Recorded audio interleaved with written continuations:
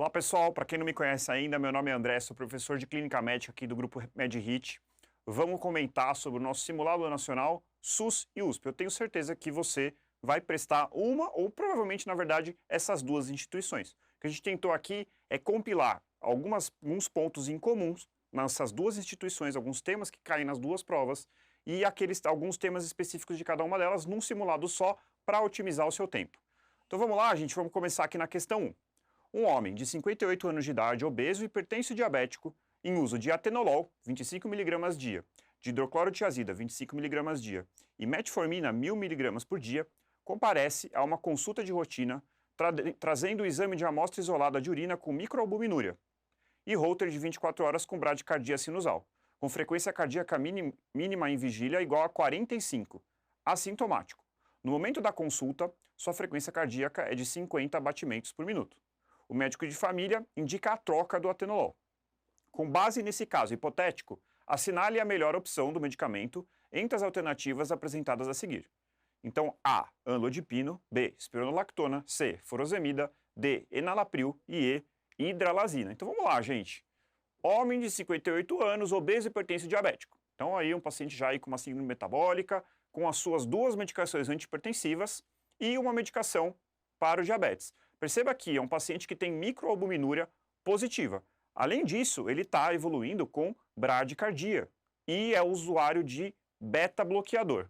O médico da OBS achou justo tirar o beta-bloqueador e eu acho que tem que tirar mesmo o beta-bloqueador por dois motivos. Primeiro, que não é droga de primeira linha para tratar hipertensão. Segundo, que o paciente está evoluindo com bradicardia. Portanto, a gente tem que trocar. E qual seria a principal medicação para esse paciente? Para a gente responder essa pergunta, gente, olha aqui, uma imagem da Diretriz Brasileira de Hipertensão, que é a referência para a maioria das provas. Olha aqui o que a gente tem de medicação de primeira linha. Diurético tiazídico, bloqueador de canal de cálcio, IECA, IBRA e o beta-bloqueador. Indicações específicas, tá bom? Então até tem aqui indicações, paciente que tem IC, paciente que é pós-IAM, paciente que precisa fazer um controle da frequência cardíaca, não é o caso do nosso paciente. E aí, gente, vamos lá. Alguém tem dúvida que um paciente diabético com microalbuminúria, a droga de escolha é o IECA? Não, gente. Paciente diabético, toda vez que o paciente é diabético e hipertensão, a gente vai dar preferência a IECA ou BRA. Aqui no caso, a opção que a gente tem disponível é o enalapril, um IECA, portanto o gabarito da questão letra D. Questão bem tranquila para a gente começar. Vamos aqui para a questão 2. Paciente de 25 anos de idade apresentou quadro de dispneia súbita e dessaturação 4 horas após a realização de uma cirurgia intraabdominal. Após a realização de exames complementares, foi diagnosticada com tromboembolia pulmonar aguda. A partir desse caso clínico hipotético, assinale a alternativa correta em relação ao tempo de duração da anticoagulação. Gente, vamos ver cada uma das alternativas e vamos entender o que o examinador quer aqui da gente. O objetivo, então, voltando, é uma paciente jovem que fez um TEP e a gente quer saber em relação ao tempo da anticoagulação. É simplesmente em relação ao tempo da anticoagulação. Alternativa A. O objetivo de prolongar a duração do tratamento é garantir a recorrência de TVP. Gente, vamos parar por aqui. Como assim? Eu vou prolongar o tratamento dessa paciente, além de 3 meses, que é o mínimo que a gente faz de anticoagulação para o paciente com TEP, para garantir a recorrência? Não. Para evitar a recorrência. Portanto, a alternativa A está equivocada. B. Devem-se ponderar os riscos e benefícios para a anticoagulação estendida por tempo indefinido, mas não se deve adaptá-la de acordo com a situação clínica de cada paciente. Gente, não, nós devemos sim ponderar os riscos e benefícios, o risco e o benefício, e não, mas a gente deve individualizar. Que paciente é esse? É um paciente idoso com baixa expectativa de vida, um paciente que tem uma trombofilia porque tem uma neoplasia ativa, que está em fase final de vida, por que eu vou anticoagular esse paciente? Ou não, é um paciente jovem que tem uma trombofilia e que se eu não anticoagular vai evoluir com vários episódios trombóticos ao longo da vida. Portanto, a alternativa B está completamente errada. Vamos ver a alternativa C. O objetivo de prolongar a duração do tratamento é prevenir a recorrência da TVP. Perfeito. O risco será menor se a TVP ocorrer na presença de fatores de risco reversíveis, como cirurgias, e maior se a TVP for idiopática ou na presença de câncer. Gente, corretíssima alternativa C. Então aqui, gente, essa paciente de 25 anos, ela teve TEP. Por que ela teve TEP? Porque ela fez uma cirurgia intraabdominal. Portanto, ela tem um fator de risco reversível. Eu vou anticoagular essa paciente por 3 meses e, se ela não fizer mais cirurgia, se ela não passar mais por um novo período de imobilização, provavelmente ela não vai ter TEP novamente. Portanto, eu vou anticoagular somente por 3 meses. Por outro lado, se é um paciente que tem uma TVP do nada, será que essa paciente tem uma trombofilia? Será que ela tem uma trombofilia hereditária? Ou será que tem uma neoplasia ativa que está levando a esse estado protrombótico? Então, a alternativa C está corretíssima. Vamos terminar e olhar as últimas duas, só para a gente ter o aprendizado completo da questão. Não se devem ponderar os riscos e benefícios para anticoagulação estendida. É claro que se deve ponderar. E nem adaptar de acordo com a situação clínica. Então, completamente errado a alternativa D. E o objetivo de encurtar a duração do tratamento é prevenir a recorrência. Não. O objetivo de prolongar a duração do tratamento é prevenir a recorrência. Então, uma questão que parece complexa, mas se a gente olha alternativa por alternativa, a gente vê claramente que a correta é a C. Vamos para a questão 3. Um homem idoso apresenta-se em serviço de emergência com relato de dor torácica retroesternal de forte intensidade, 10 em 10 em escala numérica, há cerca de 1 hora. Rasgante com irradiação para o dorso. O paciente é previamente hipertenso, com uso irregular de medicações. Ao exame físico da admissão, estava lúcido e orientado, com faces de dor, sudoreico, com pressão arterial de 168/96 no membro superior direito e 130/50 no membro superior esquerdo. Frequência cardíaca de 124, respiratória de 20 e temperatura de 36,7, saturação de 98%. Foram realizadas medidas de estabilização e exames complementares. Com base nesse caso hipotético, assinale a alternativa que apresenta a conduta a ser adotado após os resultados dos exames realizados. Então aqui, gente, o que nós vemos nessa angiotomografia? A gente tem nitidamente uma dissecção, tanto de aorta ascendente como de aorta descendente. Então aqui, gente, estamos diante de um paciente que tem um quadro completamente sugestivo. Voltando aqui no eletrocardiograma, o que a gente tem no eletrocardiograma? Primeira coisa, gente, a gente não tem um supra, não tem nenhuma alteração significativa, exceto por aqui um infra de parede anterior, e fica uma dúvida em relação a um supra de parede inferior. Então, se você for desavisado e considerar isoladamente apenas o eletrocardiograma, a gente pode pensar que se trata de um infarto. Porém, gente, quando a gente olha com cuidado para a história do paciente, para o quadro clínico do paciente, a gente vê que o examinador está gritando para o diagnóstico de dissecção de aorta. Por quê? Um paciente que tem um homem idoso, perfeito, fator de risco para infarto agudo do miocárdio, fator de risco para dissecção.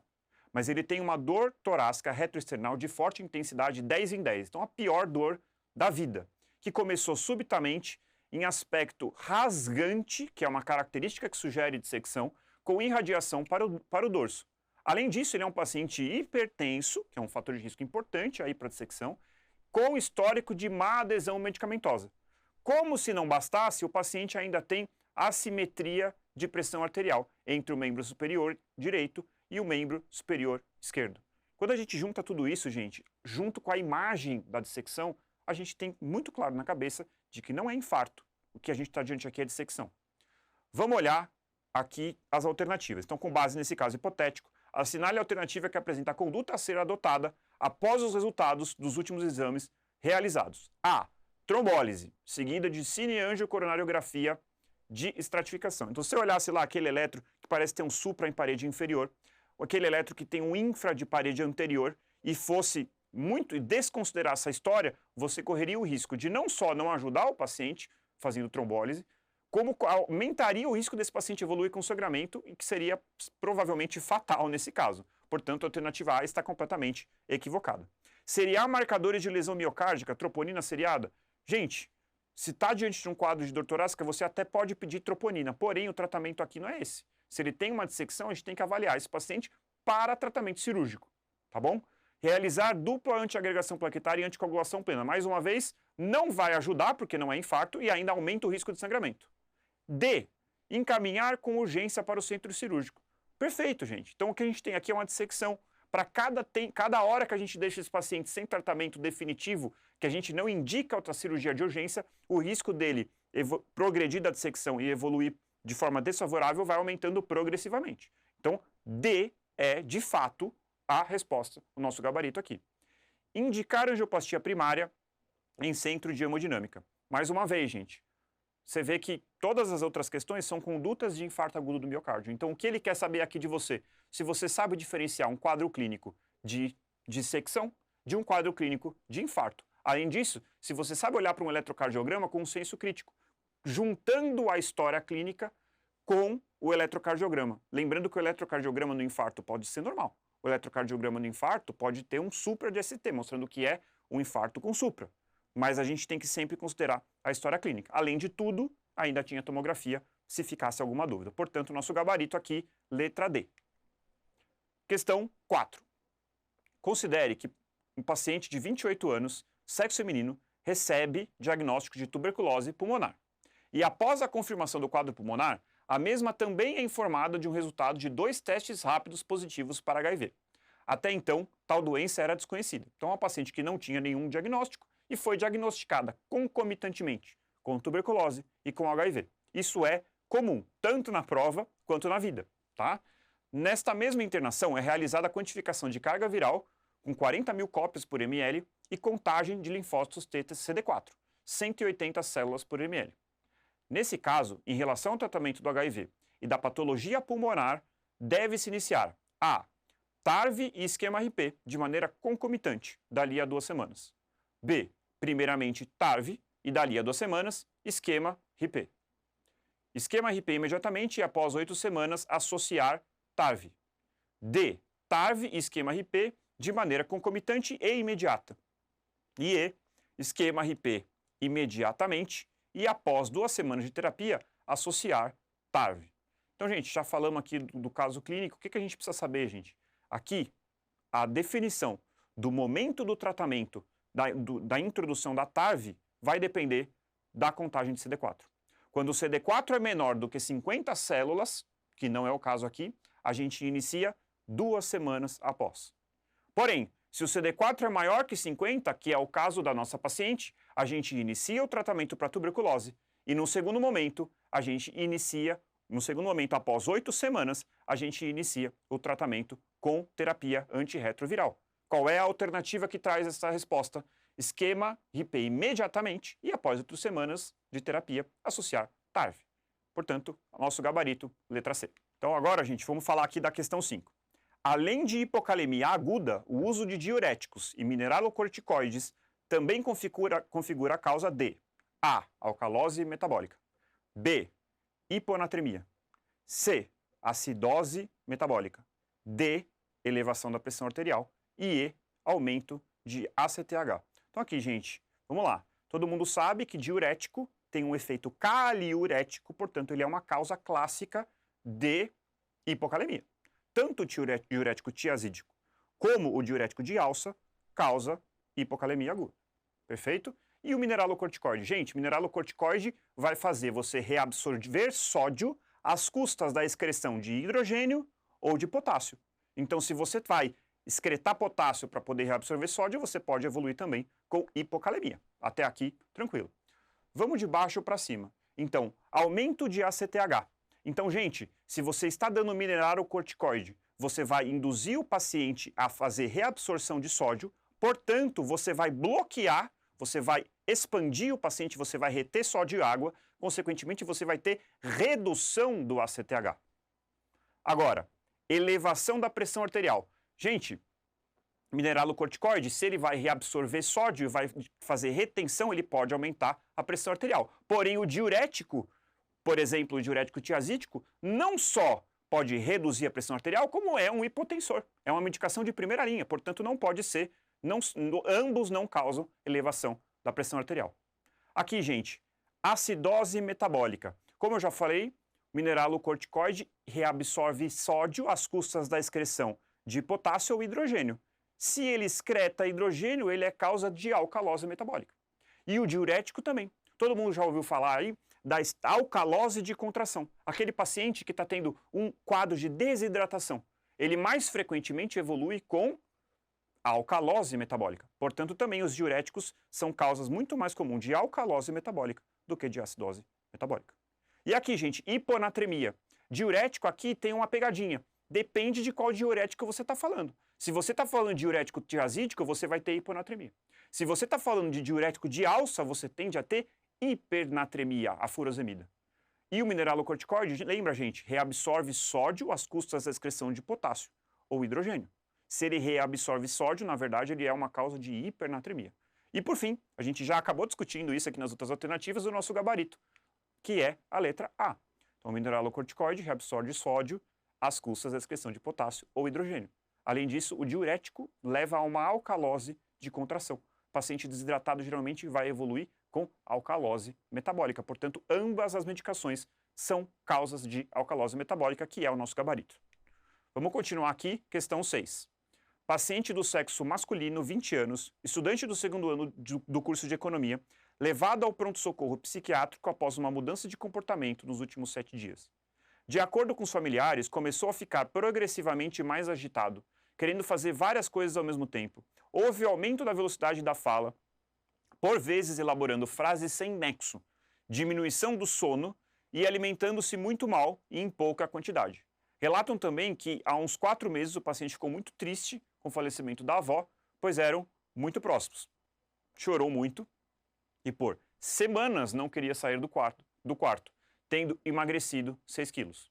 O paciente sempre teve boa saúde e é responsável, bom aluno e sociável. Não tem história prévia de transtorno mental. Antecedentes familiares, mãe com 44 anos, teve depressão depois do nascimento do outro filho, que durou mais um ano, mas foi passando aos poucos sem tratamento. O tio materno bebia bastante e cometeu suicídio aos 40 anos de idade. Qual é a hipótese diagnóstica provável para o caso descrito acima? Então, gente, vamos lá. O que a gente está diante aqui? Qual é o quadro que a gente está diante? É um paciente jovem que teve uma mudança no comportamento. E o que a gente está descrevendo aqui? Isso aqui é uma descrição progressivamente mais agitado, várias coisas ao mesmo tempo, pensamento desorganizado, frases sem nexo, velocidade da fala aumentada, comendo pouco, não tem fome, e com um histórico de que num passado recente parece ter tido o oposto. Parece ter tido, aqui a gente está descrevendo um quadro de mania, e aqui a gente está descrevendo um quadro depressivo. Paciente choroso, não queria sair do quarto e evoluiu com emagrecimento. Aí, a parte da história familiar mostra que ele tem um antecedente de depressão na família. Portanto, gente, o que a gente está diante deste paciente? Transtorno de personalidade borderline? Não, gente, transtorno de personalidade borderline, se ele se apresenta mais cedo, o paciente não é um paciente normal que evolui dessa forma, ele já tem essa personalidade já de uma forma mais precoce. Além disso, não vai ter justamente essa mudança entre esses dois polos da depressão e da mania. Então, a princípio, a alternativa A está incorreta. Transtorno depressivo. Não, gente. Aqui está sendo descrito um quadro de mania. Ele parece ter tido uma depressão no passado recente e agora mudou para um quadro de mania. A alternativa C, que é o nosso gabarito. Transtorno bipolar. Está aqui na descrição justamente dos dois polos. Então, o paciente tem um quadro de mania, o paciente tem um quadro de depressão. Intoxicação por estimulante, o que faltou aqui? História de estimulante. Não tem nenhuma história de estimulante. Quando você está pensando em intoxicação, sempre vai ter algo na história, no nosso enunciado, que fala de uso de alguma medicação. Não falou de nenhuma medicação. Portanto, o nosso gabarito único possível é a letra C. Vamos continuar aqui. Questão 7. Homem de 24 anos de idade, previamente rígido, é levado ao pronto-socorro com queda do estado geral, náuseas e vômitos.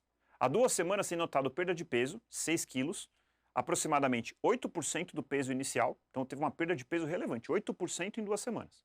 No exame clínico ele está sonolento, desidratado 3 cruzes, frequência respiratória de 30, pressão arterial de 90/50 e cardíaca de 120. O abdômen é flácido, sem sinais de peritonite. O restante do exame clínico é normal. O exame de urina revelou glicosúria 4 cruzes e cetonúria 4 cruzes. A gasometria arterial em ar ambiente evidenciou um pH de 7,02, um bicarbonato de 6, um base excess de -10, saturando 99% em ar ambiente. O potássio é de 3,8, o sódio é de 132, o cloreto é de 93. A glicemia é de 400, Considerando a principal hipótese diagnóstica, assinale a alternativa que indica condutas que compõem as primeiras 2 horas de atendimento. Então vamos lá, gente. O que esse paciente de 24 anos tem? Pelo amor de Deus, quadro clássico de cetoacidose diabética. Então um paciente que era rígido, e aí ele teve subitamente uma queda do estado geral, perda de peso, perda ponderal, está sonolento, está extremamente desidratado, está taquipneico. Por que ele está taquipneico? Tentando fazer uma alcalose metabólica para compensar essa acidose metabólica importante. Então, alcalose respiratória compensando, tentando compensar, porque não está conseguindo, o pH está temos uma acidemia, tentando compensar aqui uma acidose metabólica. Está hipotenso, está taquicárdico, ele possui glicosúria 4 cruzes e cetonúria 4 cruzes. Então, uma cetoacidose diabética, glicemia de 400, o diagnóstico está firmado. Aí, gente, a gente vai olhar as alternativas. E o que a gente deve fazer num primeiro momento para um paciente que está abrindo um quadro de cetoacidose diabética? No primeiro momento, a gente vai fazer uma expansão volêmica para o paciente. Então, a gente vai fazer 20 ml por quilo de solução 0,9%. Isso a gente faz para todos. Num segundo momento, a gente tem que avaliar qual vai ser a solução de manutenção desse paciente. Eu costumo falar, gente, quem já assistiu minha aula de cetoacidose diabética sabe, se está diante de um paciente com cetoacidose, você vai procurar 3 pontos importantes no enunciado. Primeiro deles, o pH. pH abaixo de 7 indica reposição de bicarbonato. Aqui está na trave, mas não está abaixo de 7, portanto não devemos dar bicarbonatos. Vão ver que algumas alternativas já vão cair por terra aqui. Segundo ponto, precisamos ver o valor do potássio. Gente, se você vai ligar insulina endovenosa em bomba, você precisa ter de forma muito clara na cabeça quanto que está o potássio. Por quê? Porque o paciente vai começar a receber insulina. Lembra como uma das medidas que a gente usa para tratar hipercalemia é a famosa glicoinsulina. Por quê? Porque ela causa hipocalemia. Então, se você ligar uma bomba de insulina num paciente que tem um potássio normal ou já se apresenta com hipocalemia, você vai causar uma hipocalemia severa. E o outro ponto é olhar para o potássio. Por quê? Para o sódio, perdão. O valor do sódio determina qual vai ser a minha solução de escolha para eu fazer a minha solução de manutenção. Então você faz uma expansão rápida e depois você mantém uma solução de manutenção enquanto esse paciente recebe insulina em bomba. Gente, olha aqui os cortes do valor de potássio. Então potássio abaixo de 3,3, eu não vou ligar a insulina enquanto eu não trouxer esse valor entre 3,3 e 5,2. Portanto, eu vou fazer 20 a 30 mEq em 1 hora e vou repetir esse potássio. Eu não vou iniciar a insulina imediatamente. Se está entre 3,3 e 5,2, eu posso começar a bomba de insulina, porém, concomitantemente, eu vou começar a reposição de potássio com 20 a 30 mEq por hora. E se o paciente tem uma hipercalemia, um potássio acima de 5,2, aí sim eu posso ligar de cara a insulinoterapia. E aqui, gente, vamos então olhar as nossas alternativas. Cloreto a 0,45, pode parar por aí. O nosso corte aqui é o sódio acima ou abaixo de 135. Esse paciente tem um sódio de 132, portanto, a minha solução vai ser cloreto de sódio a 0,9%. Outra coisa que está errada aqui, gente, ele está querendo fazer insulina subcutânea. A gente trata a cetoacidose diabética com insulina regular endovenosa. Vamos ver a alternativa B? Cloreto de sódio 0,45. Pode parar por aqui, já sabemos que está errado. O sódio é abaixo de 135, a gente deveria dar cloreto de sódio 0,9. Além disso, ele está falando para dar bicarbonato, mas o paciente tem um pH de 7,02, portanto, está errada essa alternativa.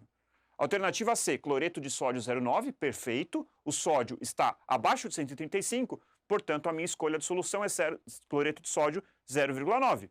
Mas aí ele me fala de NPH subcutânea. Não, gente, é regular endovenosa. E ainda fala de bicarbonato. Portanto, está errado também a alternativa C. E por fim, o nosso gabarito. Cloreto de sódio 0,9% endovenoso, insulina regular endovenosa e um KCl, cloreto de potássio, 19,1% endovenoso. Afinal de contas, o potássio dele está entre 3,3 e 5,2. Então eu vou começar a insulina concomitantemente à infusão de potássio. Então, nosso gabarito, letra D.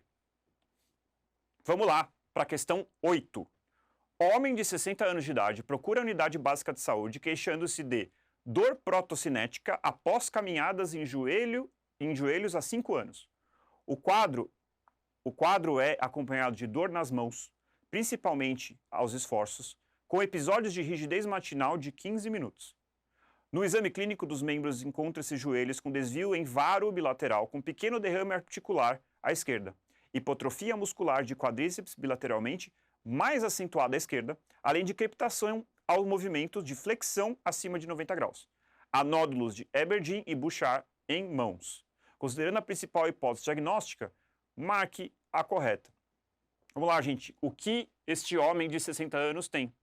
Então, ele tem uma queixa de dor articular que piora com a atividade, portanto, é protocinética. Eu faço atividade e a dor se manifesta em ambos os joelhos. Ele tem dor nas mãos também, após os esforços, então, mesmo padrão de dor, com episódios de rigidez matinal. Ah, rigidez matinal, então deve ser uma dor de caráter inflamatório. Será que ele tem uma artrite reumatoide? Não, gente. Aqui, ele tem uma rigidez matinal menor do que 30 minutos. Isso aqui é uma rigidez matinal fugaz, certo? Além disso, joelhos com desvio em varo bilateral, derrame articular à esquerda, que é onde ele tem mais sintomas, hipotrofia muscular de quadríceps bilateralmente, mais acentuada à esquerda. Além de crepitação, movimento de flexão, e ele tem nódulos de Aberdeen e Bouchard. Então ele tem nódulos entre as interfalangianas das mãos. Este homem tem uma osteoartrite ou osteoartrose de joelho e de mãos. Portanto, gente, isso aqui é um quadro clássico, é uma descrição, uma aula de como se apresenta clinicamente a osteoartrite.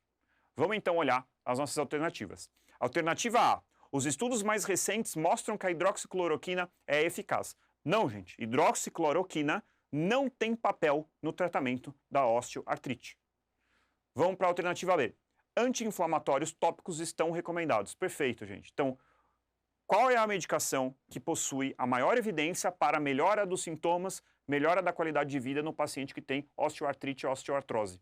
É justamente os anti-inflamatórios não esteroidais.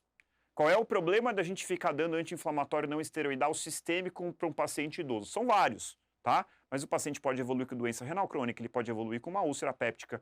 Então, para minimizar efeitos sistêmicos, os anti-inflamatórios tópicos estão, sim, recomendados num paciente com osteoartrite e osteoartrose. C. Portanto, a alternativa B é a nossa correta. C. Glicosamina e condroitina melhoram a dor e evitam dano estrutural.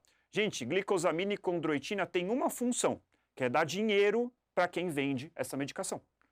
Cada vez mais a gente tem evidência em literatura que o efeito da glicosamina e condroitina é igual ao efeito placebo. Então, não faz diferença. Não deve ser recomendado, muito menos evitar dano estrutural. E aqui, uma outra medicação, diacereína, que também não está mais recomendada. Possui um perfil de efeitos adversos muito relevante, com pouco ou zero benefício clínico. Portanto, gente, o nosso gabarito é mesmo a letra B. Vamos lá então, gente, para a questão 9. Aqui tem um enunciado gigantesco. Vamos ver se eu consigo ler tudo isso sem desmaiar. Homem de 33 anos procurou a unidade básica de saúde, pois aferiu pressão arterial em rastreamento oportunístico, que resultou em 156/98. Nega sintomas ou antecedentes mórbidos relevantes. O diagnóstico de hipertensão foi confirmado após 2 consultas agendadas no prazo de 15 dias, sendo 156/96 a média das medidas de pressão arterial. Desde então, mostrou-se motivado a iniciar a prática de atividade física, 150 minutos por semana. Então, ele foi recomendado adequadamente e mostrou-se motivado para fazer a mudança de estilo de vida e redução do sal alimentar. Prefere não usar medicamentos. Ao discutir o plano de cuidados, além de metas para um estilo de vida saudável, foram combinados encontros mensais pelos próximos 3 meses para acompanhamento. No primeiro desses encontros, o paciente relatou ter cumprido as metas estabelecidas, apresentou frequência cardíaca de 84 e pressão arterial de 154/94, índice de massa corpórea de 26 e restante do exame físico normal, incluindo fundoscopia. Resultados dos exames solicitados: creatina de 0,9, sódio de 142, potássio de 2,9, HDL de 50, LDL de 124, triglicerídeos de 110. Glicemia de jejum de 92. Eletrocardiograma e urina tipo 1 normais. No segundo encontro, permaneceu aderente às metas de estilo de vida e perdeu 2 quilos. Frequência cardíaca de 80 e a pressão arterial 150 por 92. Índice de massa corpórea de 25 e restante do exame clínico normal. O novo exame de potássio sérico confirmou o valor de 2,9. Além da reposição de potássio, qual alternativa representa a conduta clínica a ser adotada até o próximo encontro? Então vamos lá, gente. Antes da gente responder essa questão, vamos olhar para esse que eu considero um dos slides mais importantes da nossa diretriz brasileira de hipertensão. Por quê, gente? Através desse slide a gente consegue entender, primeiramente, como a gente vai classificar o paciente hipertenso. Então ele pode ser pré-hipertenso, se ele tiver uma sistólica entre 130 e 139. Ele pode ser e uma diastólica de 85 a 89. Ele vai ter estágio 1, se ele tiver uma sistólica de 140 a 159, e uma diastólica entre 90 e 99. Ele vai ter uma hipertensão estágio 2 a partir de 160, de sistólica até 179, de 100 a 109, estágio de diastólica. E estágio 3, se ele tiver uma pressão maior ou igual a 180 por 110, que está errado, a diretriz está errada. No texto, eles falam em maior ou igual, perfeito? Então veja, gente, se a gente for pensar no nosso paciente, aonde ele está aqui, trata-se de um hipertenso estágio 1. Esse é um ponto importante. Além disso, gente, nessa mesma tabelinha a gente consegue entender algumas características para entender qual é o risco deste paciente, qual é o risco cardiovascular. Perceba que todo paciente hipertenso estágio 3 é necessariamente um paciente de alto risco. Além disso, essa outra linha mostra para a gente, qualquer paciente que tiver lesão de órgão-alvo, doença renal crônica a partir do estágio 3, diabetes mellitus, doença cardiovascular, também é um paciente de alto risco. E aí, gente, eu chamo muita atenção para este paciente aqui, que é o paciente hipertenso estágio 1, sem fator de risco adicional. Esse é um paciente de baixo risco cardiovascular. Então, relembrando, estágio 3, alto risco. Lesão de órgão-alvo, doença renal crônica, diabetes ou doença cardiovascular estabelecida, alto risco. E o hipertenso estágio 1, que não tem nenhum fator de risco adicional. Esse é um paciente de baixo risco. Quando a gente continua aqui, gente, aqui a gente tem uma tabela que mostra indícios de hipertensão arterial secundária. Então, aqui, para a gente olhar para aquele paciente e falar, será que essa hipertensão é idiopática, é primária, ou será que ela é secundária?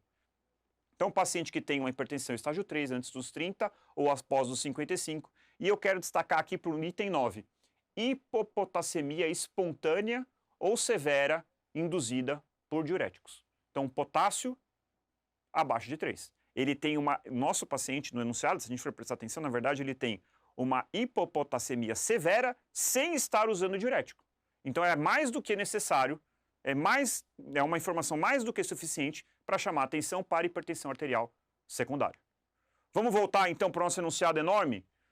Homem jovem que chegou aqui, hipertenso, estágio 1. Perceba que paciente hipertenso estágio 1 sem nenhum fator de risco adicional é um paciente de baixo risco. Sendo um paciente de baixo risco, nós podemos tentar a mudança de estilo de vida. E foi o que o médico aqui tentou fazer. E, surpreendentemente, porque a gente sabe que isso não é a regra, o nosso paciente super aderiu às medidas. Ele começou a fazer atividade física, ele diminuiu o sal alimentar, e a pressão dele, que era 156 por 96, volta 154 por 94. Deixou de ser hipertenso estágio 1? Não, continua sendo hipertenso estágio 1. Nos exames laboratoriais, perceba que o examinador teve o cuidado de dizer que não tem lesão de órgão-alvo.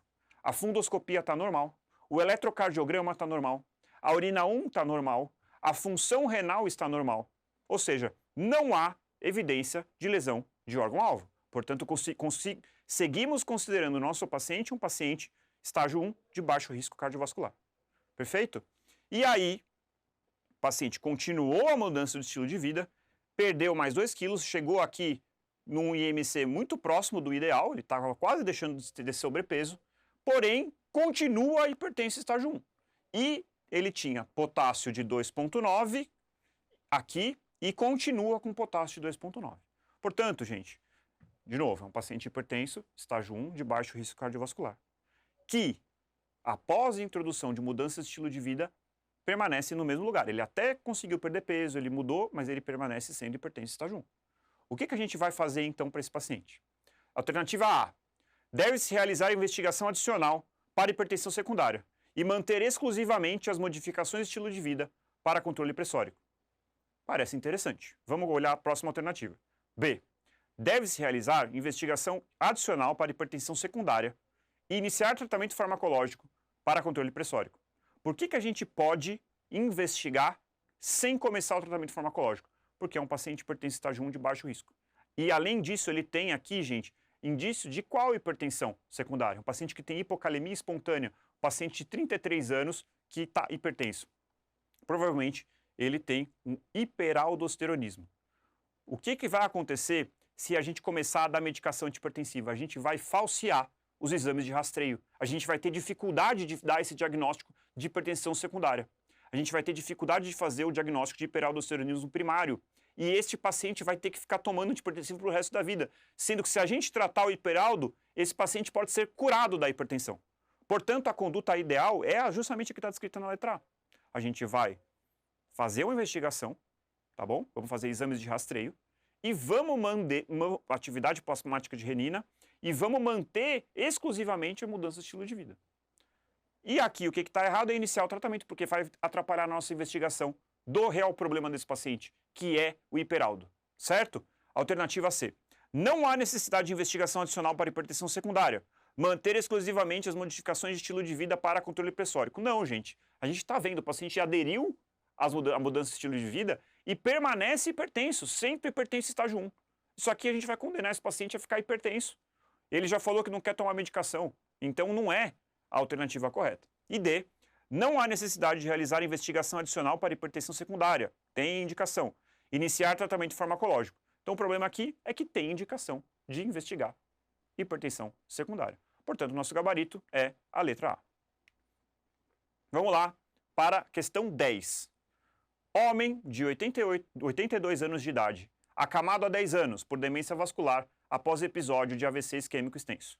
É totalmente dependente para as atividades básicas de vida e não contactua com as pessoas há 1 ano. É cuidado pela filha. Há 2 anos apresenta disfagia para sólidos e há 6 meses para líquidos. Comparece ao pronto-socorro com história de queda do estado geral e recusa da alimentação via oral há 3 dias. No atendimento inicial, apresentava-se em mau estado geral. Descorado 2 cruzes, desidratado 3 cruzes, com roncos de transmissão, frequência respiratória de 30, oximetria sem captura, mostrando que ele tem uma perfusão periférica muito ruim, respiração ruidosa, extremidades frias e mal perfundidas, a frequência cardíaca de 130, a pressão de 72 por 40. Equipe da sala de emergência aborda a filha sobre a compreensão do quadro atual e ela entende que o pai está próximo ao final da vida e não deseja que ele sofra, mas está muito preocupada por ele não estar conseguindo comer. Qual é a conduta com relação à alimentação nessa fase? Gente, uma questão de cuidados paliativos, algo que tem caído cada vez mais, especialmente na USP. Gente, paciente idoso. O examinador aqui está gritando sobre a perda de funcionalidade desse paciente. Ele está acamado há 10 anos, ele é totalmente dependente, ele não contactua há 1 ano, ele tem uma disfagia que não só está presente, como está progredindo, porque há 2 anos era para sólidos e agora, há 6 meses, também para líquidos. E ele tem uma recusa da alimentação via oral há 3 dias. E como que esse paciente está neste momento? Mau estado geral, descorado, desidratado. Ele tem uma taquipneia, que eu não destaquei aqui, mas é mais um ponto, tem roncos de transmissão. Ele não está conseguindo nem ter a leitura da oximetria, porque a perfusão periférica dele está ruim. Este paciente está taquicárdico e hipotenso. Gente, este paciente está em fase ativa, este paciente vai morrer nas próximas horas. Neste contexto, alimentar o paciente é uma boa ideia ou é uma má ideia? Qual é o desejo da filha? Que ela deseja que ele não sofra, não deseja que ele sofra. Se a gente alimentar esse paciente, o que a gente vai fazer? A gente vai, não só não vai ajudar em nada, como a gente vai piorar, vai agravar o sofrimento dele. O paciente que está nesse momento, desse jeito, se a gente colocar alguma coisa no estômago dele, provavelmente ele vai vomitar. Provavelmente ele vai evoluir com hipervolemia. Provavelmente esse paciente pode ter aspiração. Ele pode piorar o desconforto respiratório dele, ele já está com uma respiração ruidosa. Portanto, paciente em fase ativa não deve ser alimentado. A gente tem que pegar, explicar para familiar que alimentá-lo neste momento é correr o risco de aumentar o sofrimento do pai dela e não alimentar. Com esse conhecimento, vamos lá para as alternativas. A.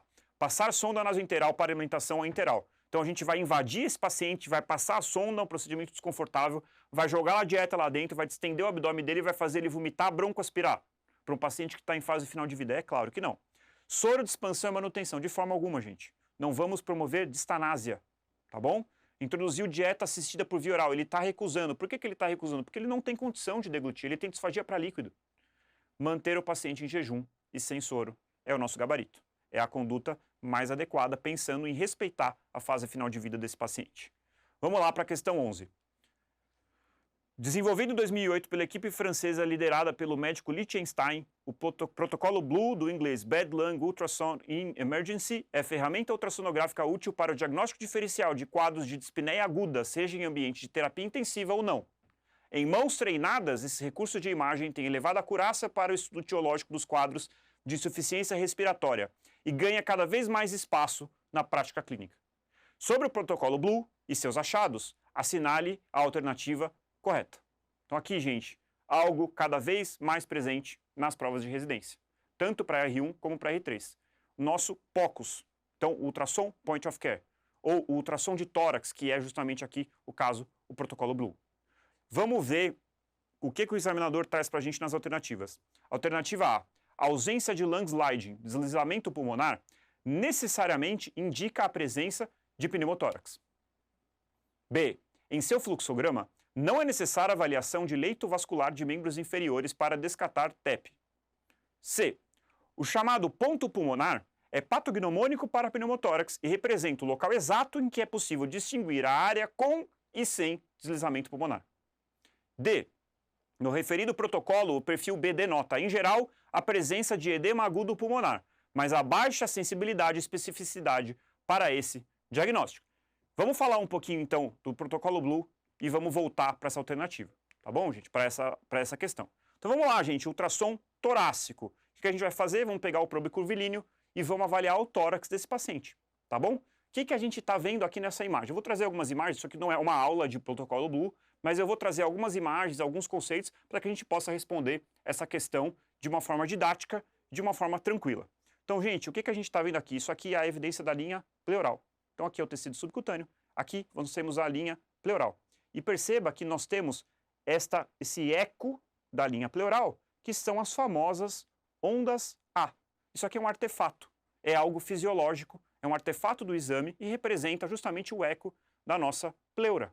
Então, presença de onda A é fisiológico, é normal, é um achado que está no paciente com pulmão normal.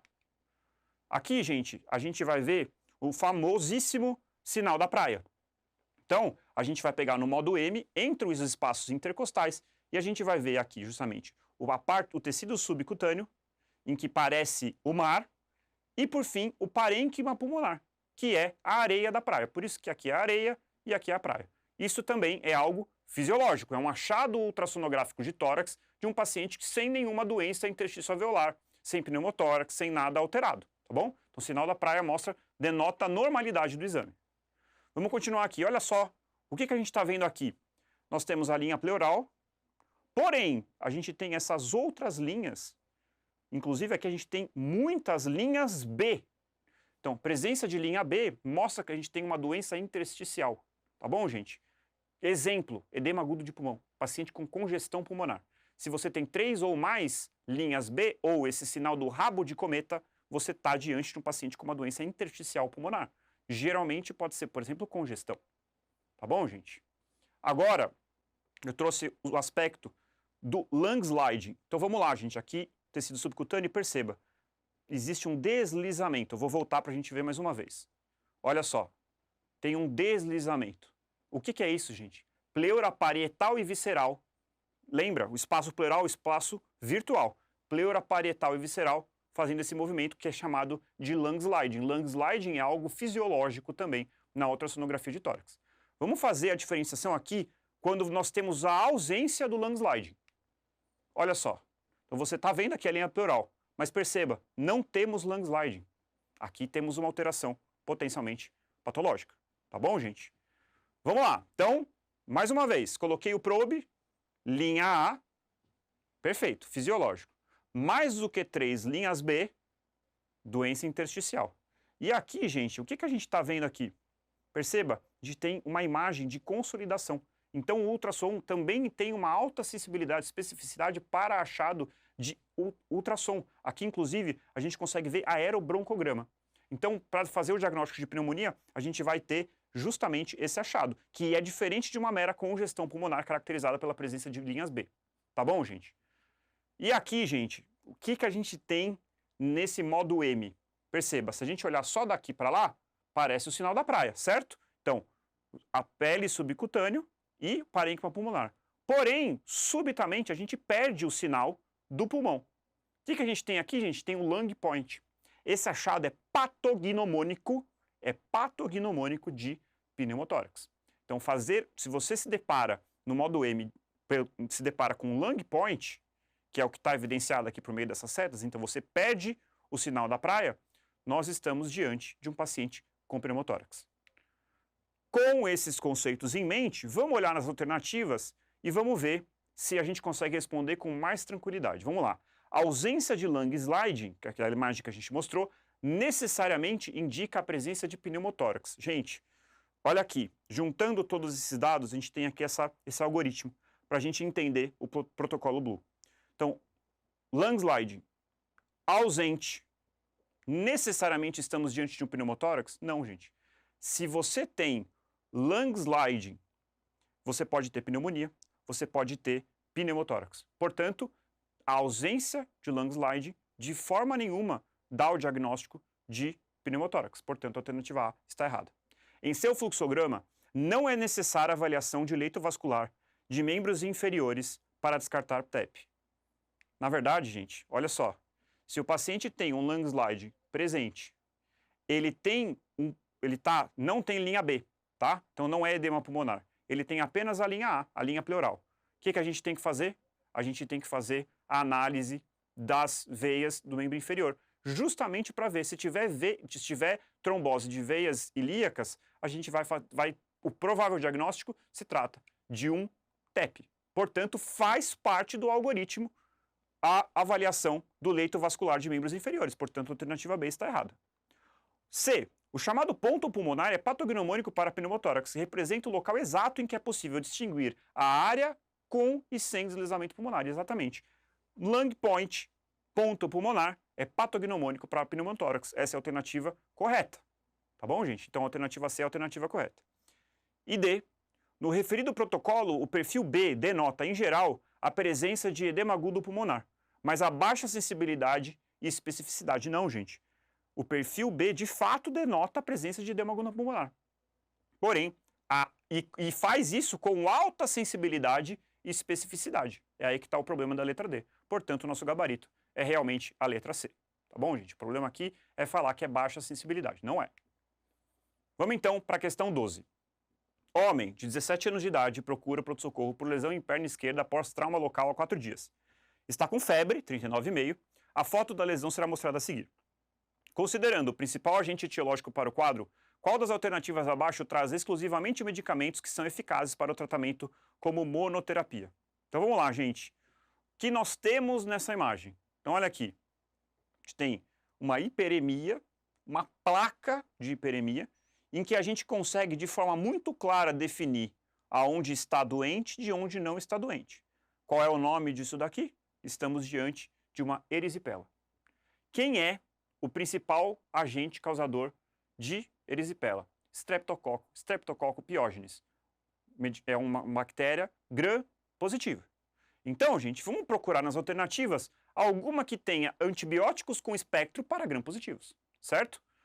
E além disso, olha aqui o quadro. Um paciente jovem com trauma, quebrou a principal defesa do nosso corpo, que é a pele, e o streptococcus que estava ali na pele resolveu entrar e causar essa erisipela. Vamos lá para as alternativas. A. Clindamicina, ok, cobre gram-positivo. Cloranfenicol, ok, cobre gram-positivo. Tigiciclina, amicacina, aminoglicosídeo, gram-negativo. B. Linezolida, vancomicina, oxacilina, teicoplanina. Todas medicações para gram-positivo, portanto é o nosso gabarito. Eu vou entrar para esse doente, virgem de tratamento, vou entrar com vanco? Eu vou entrar com linezolida? Claro que não, eu vou entrar com oxacilina. Se for, tá? Eventualmente eu posso entrar com clindamicina. Esse paciente aqui tem um germe de comunidade. Mas Todas as drogas que estão aqui cobrem gram positivo, portanto B é o nosso gabarito. C, penicilina e oxacilina, perfeito. Claritromicina, macrolídeo não tem um bom espectro e gentamicina também não tem. D, metronidazol trata anaeróbico, o restante estaria correto. Portanto, o nosso gabarito é a letra B. Vamos continuar aqui com essa questão 13. Entre as alternativas a seguir, assinale aquela que não apresenta um dos critérios diagnósticos para a síndrome torácica aguda em pacientes com anemia falciforme. Então vamos lá, gente. O que é a síndrome torácica aguda? O paciente que tem anemia falciforme vai ter uma crise álgica, geralmente com dor torácica, mas não é uma dor torácica por infarto. É uma dor torácica que o paciente vai ter febre e geralmente ele vai ter um quadro de infiltrado na radiografia de tórax acompanhada de tosse, taquipneia, estertor na ausculta, aonde você tem um infiltrado, certo? Então, um quadro infeccioso pulmonar que desencadeia uma crise álgica. Vamos então olhar para as alternativas. A, presença de infiltrado novo em radiografia de tórax, perfeito. Vai ter um infiltrado novo, é um quadro infeccioso pulmonar, certo? B, dor torácica, sim, vai entrar no nosso diferencial aí de um paciente que possa ter um infarto agudo do miocárdio, pode, mas é uma dor torácica causada por uma crise álgica da anemia falciforme. Então você vai ter que juntar o contexto clínico. Febre também é um critério, um quadro infeccioso. Taquipneia, tosse, estertor, perfeito. Agora aí, sinais de isquemia no eletrocardiograma ou aumento de biomarcadores. Se você tem sinal de isquemia no eletro ou aumento de biomarcadores, você pode ter certeza de que isso não é uma síndrome torácica aguda. Isso é uma síndrome coronariana aguda. Tá bom, gente? Portanto, nosso gabarito, letra E. Bem tranquila essa questão, hein, gente? Vamos lá. Questão 14. Paciente de 16 anos, sexo feminino, com história de alteração do hábito intestinal, períodos de diarreia persistente e distensão abdominal, associada à fraqueza das unhas, queda do cabelo e lesões herpetiformes pruriginosas.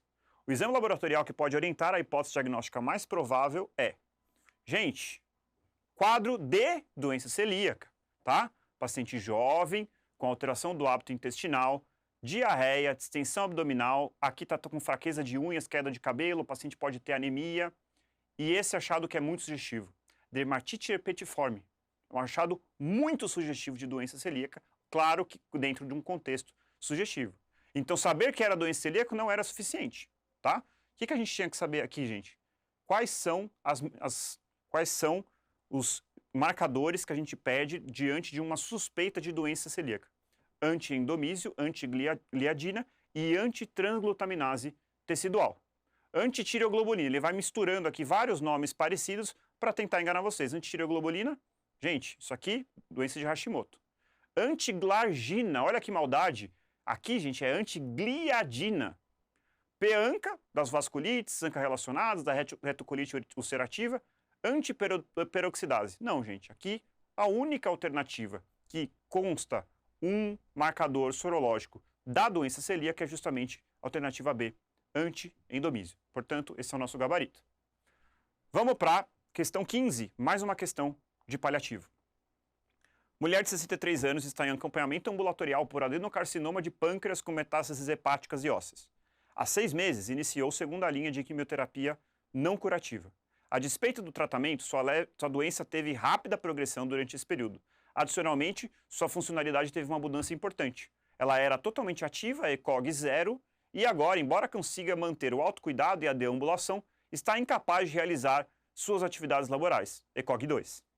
No atual retorno, a paciente questiona sobre as possibilidades de tratamento e a sua inclusão em um estudo clínico para novos medicamentos. Quais ações devem ser adotadas no caso? Então vamos lá, gente. Uma mulher idosa com uma doença metastática, tá? Um adenocarcinoma de pâncreas que já é ruim, mas que tem metástase hepática e óssea, ou seja, uma paciente que ela é paliativa por definição. Além disso, a paciente já fez uma segunda linha de quimioterapia, que já era não curativa, então ela é paliativa por definição, e ela teve uma rápida progressão, não respondeu. Além disso, está perdendo funcionalidade, saiu de ECOG 0 para ECOG 2. E aí ela questiona sobre possibilidade de tratamento e a sua inclusão no estudo clínico para novos medicamentos. Vamos olhar as nossas alternativas. Aqui, gente, aquela questão que assusta, mas aí a gente vai ver que depende de bom senso para a gente achar a alternativa correta. A. Postergar as informações sobre progressão da doença, pois a perda de funcionalidade da paciente é recente e influencia na sua compreensão da gravidade. Gente, perceba, quase nunca a gente vai fazer uma coisa dessa, tá, gente? Na verdade, nunca.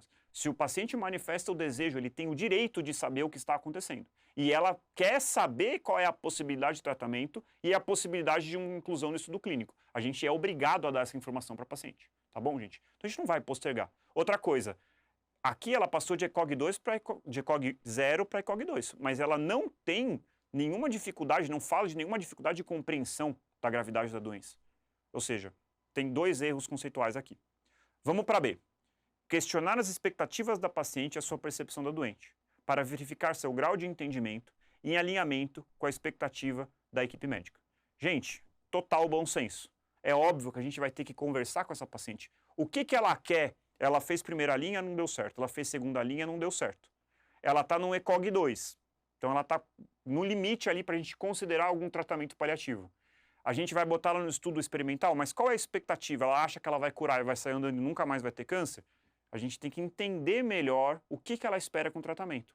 Entender se ela está ciente de que, se a gente colocá-la num estudo, a gente não conhece quais são os possíveis efeitos colaterais dessa medicação. Ela pode ter efeitos adversos que a gente não conhece, é um protocolo novo. Então a gente tem que alinhar isso muito bem com a paciente.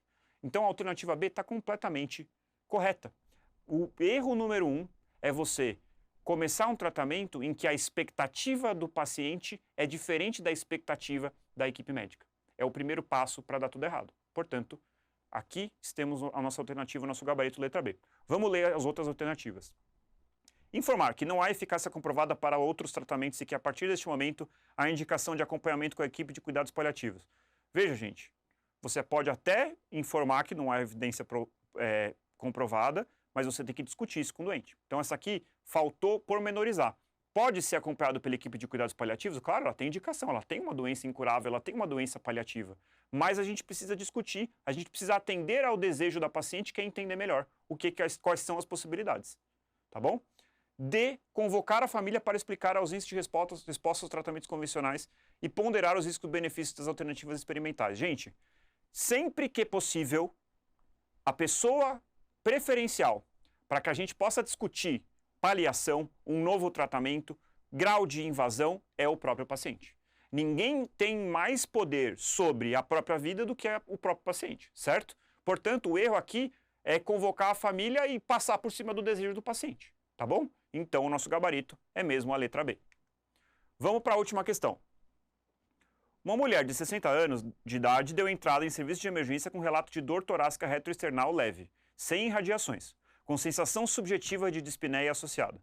Previamente, com relato de miocardite viral por Covid e hipertensão arterial sistêmica, em uso irregular de medicações. Ao exame físico da admissão, ela estava lúcida e orientada, com pressão arterial de 150 por 100. Bilateralmente, frequência cardíaca de 124. Frequência respiratória de 28 e saturação de 91% em ar ambiente.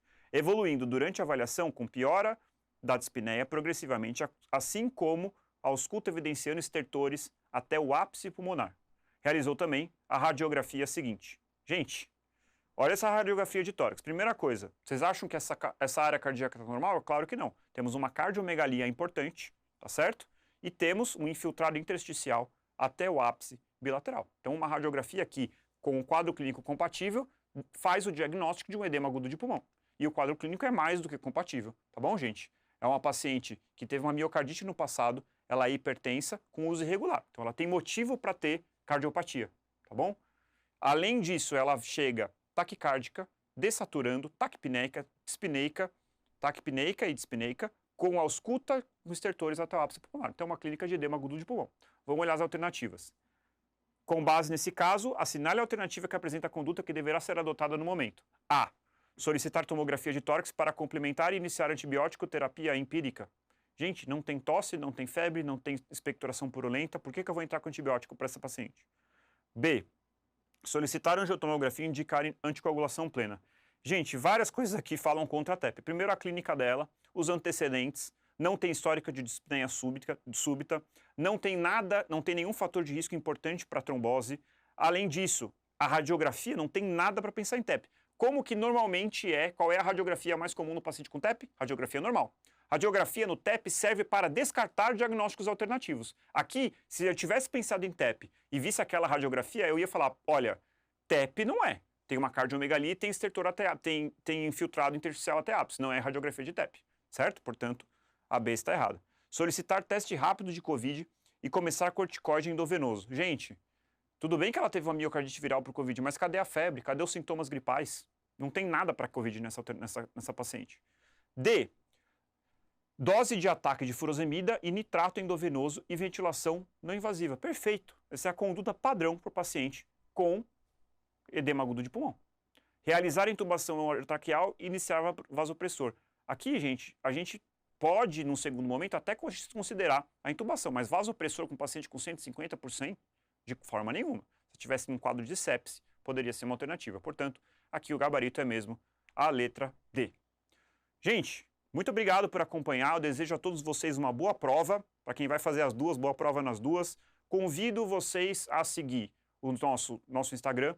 Se inscreve no canal, acompanha a gente. Vamos liberar para vocês de forma gratuita o Premonições, que é um curso intensivo, uma revisão extensa para a prova do SUS São Paulo. Então, assim, gente, conteúdo 100% gratuito para que vocês comecem a acompanhar a gente, sigam a gente e consigam ter um bom desempenho na prova de vocês. Uma boa prova e até a próxima.